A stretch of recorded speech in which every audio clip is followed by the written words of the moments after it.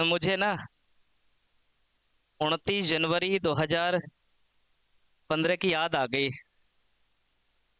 जब शादी थी ना, वो लोग ऐसे ही संभाल रहे थे मुझे कि कहीं मेरे साफे को संभाल रहे थे, कहीं किस तरह से। तो खैर, आप सभी को सबसे पहले क्षेत्रवीय गणतंत्र दिवस की बहुत बहुत बधाई और शुभकामनाएं।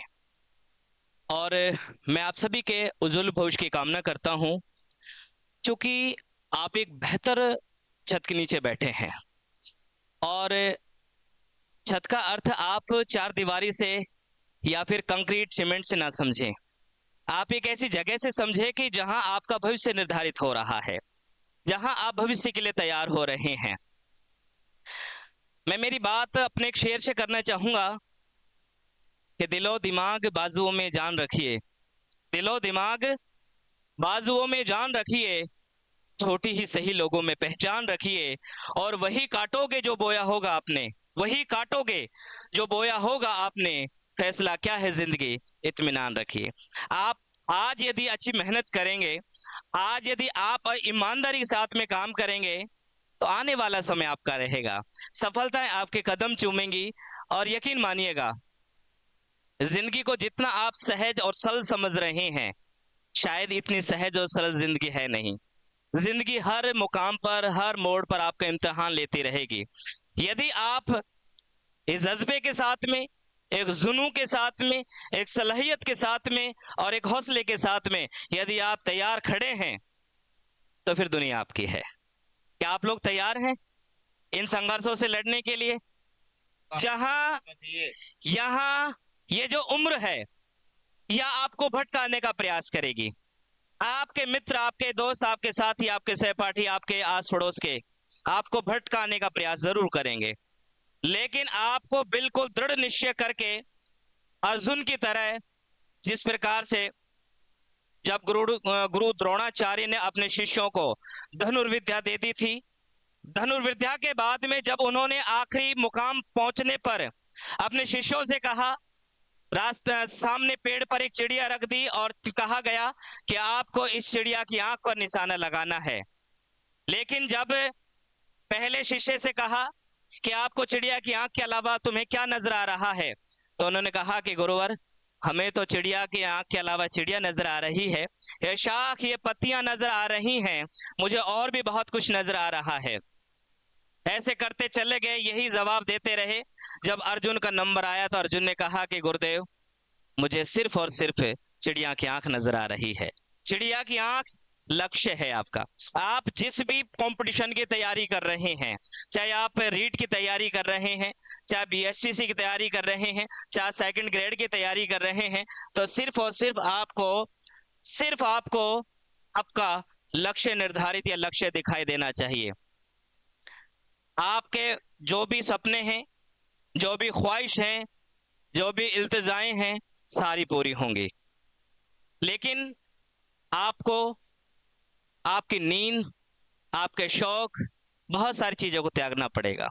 आज आप जब यहां पर आते हैं, तो आप ये ना समझ के आए, ये घर से सोच के ना आए कि मौज मस्ती करेंगे। मौज मस्ती के लिए आपको बाहर की दुनिया काफी है।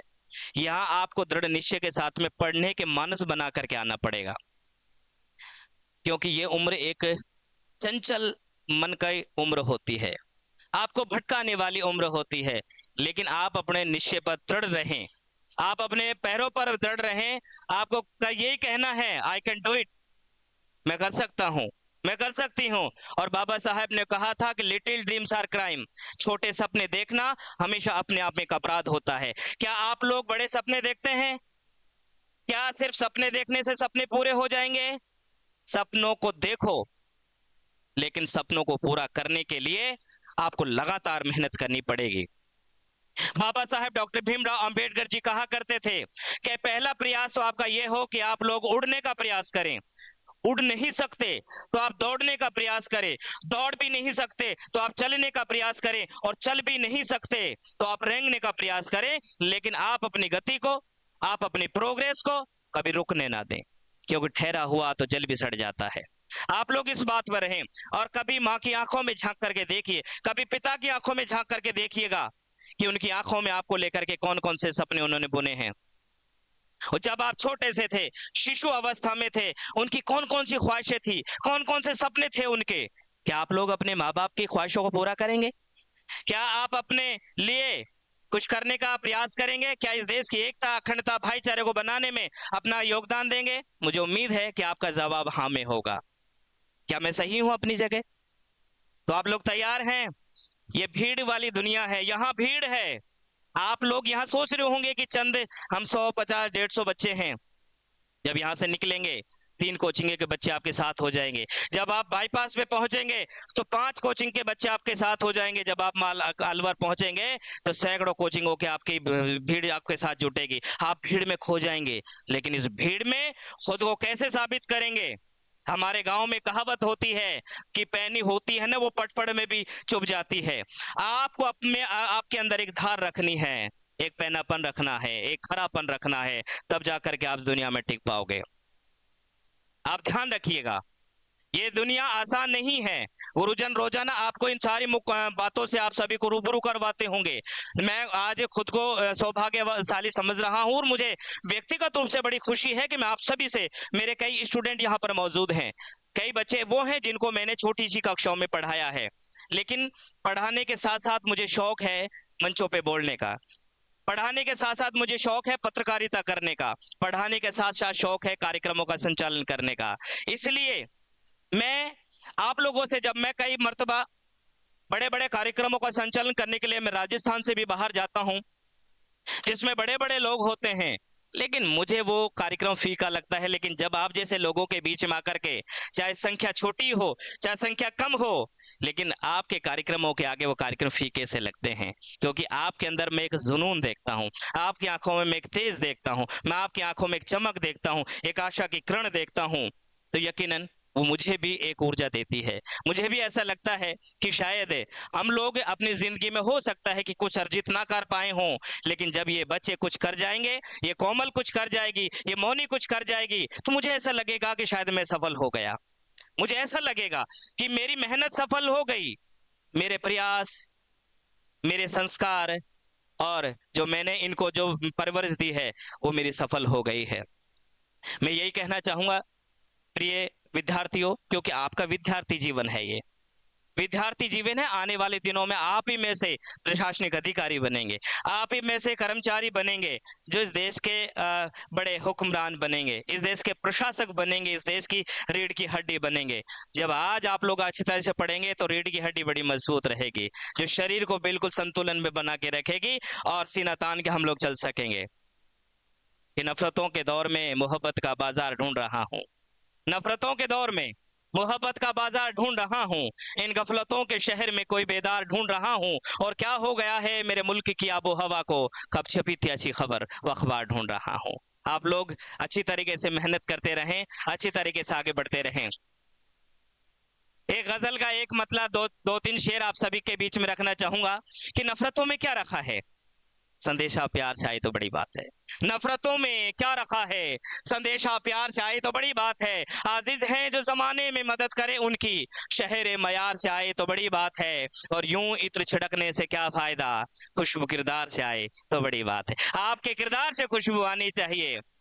आज आप लोग बड़े सक्सेसफुल लोगों को देखते हैं, आप लोग बड़े सक्सेसफुल, चाहे वो फिल्म इंडस्ट्री के लोग हों, चाहे राजनीति से जुड़े हुए हों, चाहे खेलों से जुड़े हुए हों, आप लोग खेलों के खिलाड़ियों को आप लोग देखते हैं, कितना ध्यान जाता है उनके जूतों पर आप लोगों का, कितना ध्यान जाता है उनकी टी शर्ट, उनकी पोशाक पर आपका नहीं जाता होगा, क्योंकि आप सिर्फ उनकी योग्यता देखते हैं। आज कोई बड़ा पॉलिटिशियन है, यहाँ का कोई सीएम है, आप उनकी जूतियां, उनके सैंडल का रंग नहीं देखते कि ये कौन से रंग का सैंडल पहनता है, कौन से सैंडल का जूता पहनता है, कि कपड़ों के साथ मैचअप है कि नहीं है, मैचिंग सेंस है कि नहीं है, नहीं देखते। आप देखते हैं कि ये मुख्यमंत्री है, ये मंत्री है, ये अधिकारी है, आप उनकी योग्यता देखते हैं। आपकी भी योग्यता देखी जाएगी। आप लोग आज आप चलते हैं तो आप लोग ड्रेसिंग सेंस देखते हैं, देखना चाहिए, होना चाहिए। आज की दुनिया है भाई, ये दिखावा भी बेहद जरूरी है, लेकिन जब आप सफल हो जाएंगे तो आपके इसको कोई नहीं देखेगा, आपकी योग्यता के गुणगान किए जाएंगे, आपकी योग्यता का बखान किया जाएगा, आपकी योग्यता के एग्जाम्पल दिए जाएंगे और लोगों के बीच में कहा जाएगा कि ये देख, ये व्यक्ति है, ये लड़का है, ये अपने आपके गांव का है। मैं एक छोटी सी एक बात बताना चाहूंगा सर इमरान जी। अभी मैं एक प्रतिभा सम्मान समारोह में कठुमर में था। जब मैंने एक लड़के का नाम लिया नवनियुक्त कर्मचारियों में, नवनियुक्त कर्मचारियों में एक लड़के का नाम लिया, जब वो लड़की मंच पर आई तो मुझे लगा कि शायद गलत नाम पर कोई दूसरी लड़की आ गई है। वो बिल्कुल 10वीं 11वीं की सी बच्ची मुझे लग रही थी। अब मुझे कहा गया कि ये लड़की का एक रिकॉर्ड है मैं इस काठूमर क्षेत्र में कि मात्र 19 वर्ष की आयु में ये लड़की थर्ड ग्रेड टीचर बन गई। सोचें, जिस उम्र में बच्चा ये तय नहीं कर पा रहा है कि मुझे थर्ड ग्रेड का टीचर बनना है, मुझे बीटेक करनी है, मुझे एमटेक करनी है, मुझे नीट करनी है, मुझे नेट करना है, क्या करना है, उस उम्र में वो बच्ची गवर्नमेंट कर्मचारी बन जाती है। क्या आपको लगता है कि 1-2 साल में ही ये सारी सफलताएं अचीव कर ली होंगी? नहीं, इसके पीछे कई सालों की मेहनत है। उन्होंने छोटी सी उम्र में ही तय कर लिया होगा। अभी मैं एक सरकारी स्कूल में रिपोर्टिंग करने के लिए गया था, जहां मैंने एक छोटी सी बच्ची से पूछा कि बेटा आप बड़े होकर के क्या बनना चाहते हैं? तीसरी क्लास की वो छोटी सी बालक बेटी वो कहने लगी सर मैं बड़ी होकर के ना मैम बनूंगी, मैम, टीचर। अब सोचें, उसके दिमाग में ये तय कर लिया है, उसके मस्तिष्क ने तय कर लिया है कि बड़े होकर के मुझे टीचर बनना है। बेटा अब बातचीत नहीं, आप लोग बातचीत करें आराम से, मुझे कोई दिक्कत नहीं है। यदि एक भी बात मेरी अच्छी लग जाए साथ लेकर के चले जाना। आपको लगता है कि 99 बात आपको मेरी पसंद ना आए, किसी जगह छोड़ के चले जाना, मुझे कोई फर्क नहीं पड़ेगा, क्योंकि आप मेरे अपने हैं। और आप लोगों को बोलना, क्योंकि कहते हैं कि जिस बगिया का माली मजबूत नहीं होता ना, जिस बाग का माली नहीं होता ना, अक्सर वो बाग उजड़ जाया करता है। ये आपके माली हैं, आप बगिया हैं। आप सोचें, मैं इमरान जी से बड़ा मुखातिब रहा हूं और इनकी सलाहियत से बड़ा प्रभावित भी रहा हूं।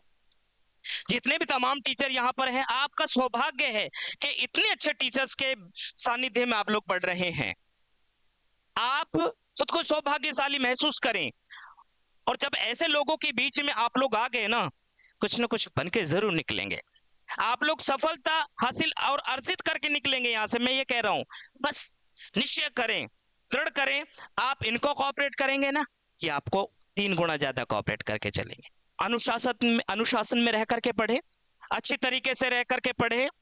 ये गफलत भरी दुनिया है, आपको उलझाएगी, आपको आपके लक्ष्य से भटकाएगी, अपनी तरफ खींचेगी। आपने 12वीं में बाजारीकरण पढ़ा होगा, बाजार दर्शन पढ़ा होगा। दुकानें अपनी तरफ आकर्षित करती हैं, ये चकाचौंध भरी दुनिया, ये चमकती हुई लाइट, ये शीशों के बंद दुकानें आपको अपनी तरफ आकर्षित करेंगी।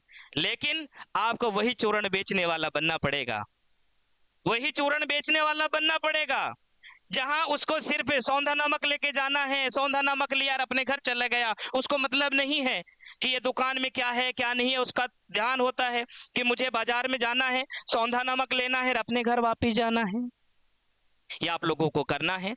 मैं यही कहना चाहूंगा कि एक गजल में जरूर पढ़ के जाऊंगा, एक छोटी सी एक आज के दौर की हकीकत भी है, और मुझे उम्मीद है कि आप उस पर जरूर एक बार अमल जरूर करेंगे। जब आप बड़े हो जाएंगे, आप लोग कर्मचारी बन जाएंगे, अधिकारी बन जाएंगे, तो आप मेरी बातों पे जरूर एक गौर फरमाएंगे कि अपनों के बीच फायदे का दाव ढूंढ रहा है, अपनों के बीच फायदे का दाव ढूंढ रहा है, आजाद परिंदों को गराव ढूंढ रहा है। कि अपनों के बीच फायदे का दाव ढूंढ रहा है, आजाद परिंदों को गराव ढूंढ रहा है। और अपने ही हाथों से काट दिया था उस दरख्त को, अपने ही हाथों से काट दिया था उस दरख्त को। जरा सी धूप क्या पड़ी, छांव ढूंढ रहा है। कि जरा सी धूप क्या पड़ी, छांव ढूंढ रहा है। और 2 पैसे इकट्ठे हुए तो शहर चला गया, 2 पैसे इकट्ठे हुए तो शहर चला गया। अपनों की जरूरत पड़ी तो गांव ढूंढ रहा है। और नदी तवज्जो जीते जी बूढ़ी माँ के लिए,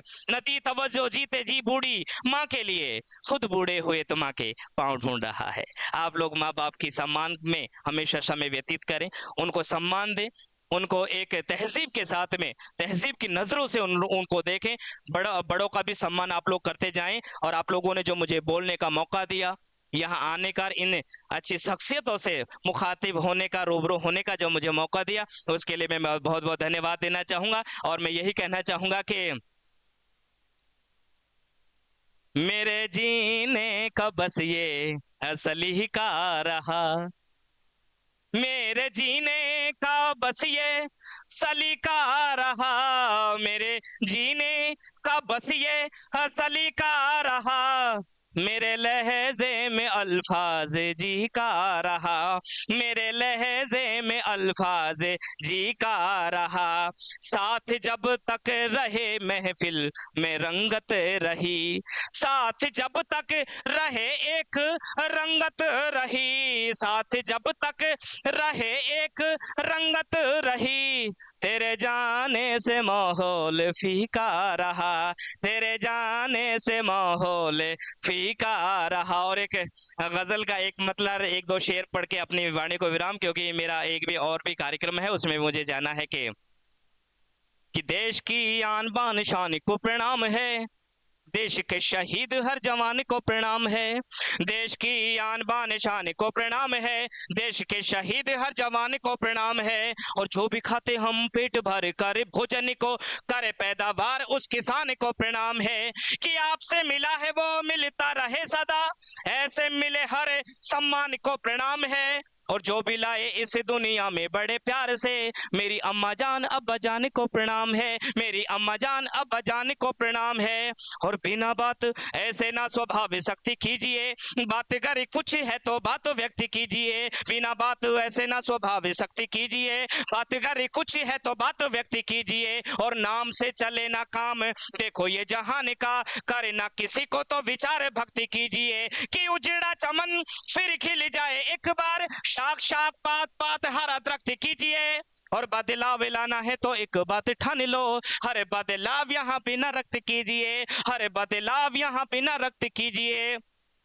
और लोगों का मरा जमीर बनने चले अमीर, शादी के वचन लोग साथ भूल जाते हैं, लोगों का मरा जमीर बनने चले अमीर, शादी के वचन लोग साथ भूल जाते हैं। और मचा शोर चारों ओर, याददाश्त कमजोर, अच्छे बुरे सब हालात भूल जाते हैं। कि भूलने की हद पार करी इस भूल ने भी कुछ लोग माता और तात भूल जाते हैं। और आजादी के दीवाने मिलेंगे सैकड़ों यहाँ, जो आजादी की खातिर हंसते फांसी झूल जाते हैं, जो आजादी की खातिर हंसते फांसी झूल जाते हैं। बहुत बहुत शुक्रिया और धन्यवाद देना चाहूंगा। और एक आखिरी चार पंक्तियों के साथ,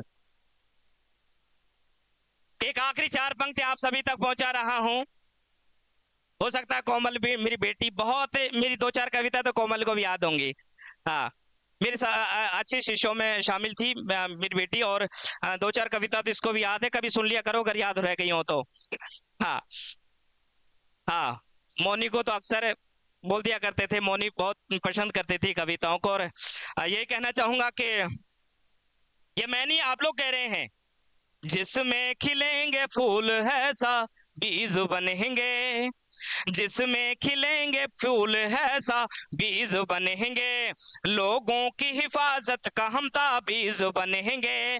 कुछ ऐसा कर गुजरने की है इल्तिजा हमें, सब कुछ बनेंगे पर ना हम गलीज बनेंगे, सब कुछ बनेंगे पर ना हम गलीज बने। और मेरे जो परिचय में गुरुदेव कह रहे थे, हास्य अमूमन मैं हास्य का बहुत कम लिखता हूँ, मैं ओज में लिखता हूँ, मैं देश की कई सारी ज्वलंत मामले हैं उन पर लिखता हूँ।